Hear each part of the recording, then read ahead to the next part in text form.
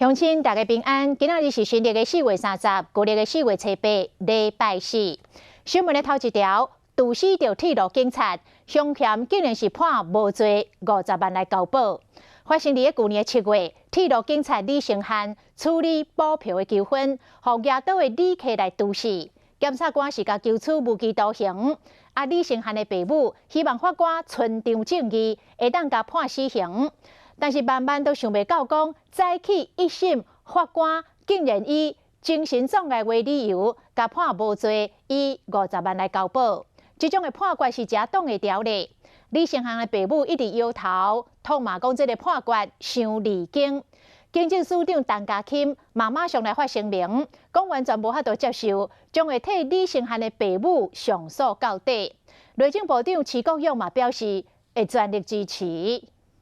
跟我们讲一下今天的判决，你觉得怎么样？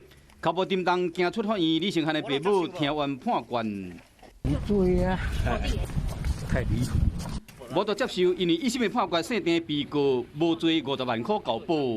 因为行为时有精神障碍，不能辨识和理解自己的行为，所以依刑法第19条规定判处无罪。他就是没有票啊，他叫他交易下课啊。 2019年7月23日，5回铁路警察李成汉伫代替自强号顶面处理补票代志时，和设定嫌犯拿刀插着腹肚。你快有拿刀子来起来！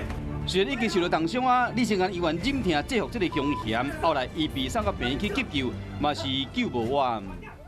为成汉默哀1分钟。英勇的少年警察当值的时不幸殉职，家属悲痛，真日民众嘛真艰苦。 李成汉的告别式，总统蔡英文阁专员到现场致意。这件刺杀铁路警察的案件，当时引起全台湾民众的关心。今日的一审判决，法官认为嫌犯有事实失调症，判伊无罪。李成汉的老爸老母将会阁上诉，为因后生讨回公道。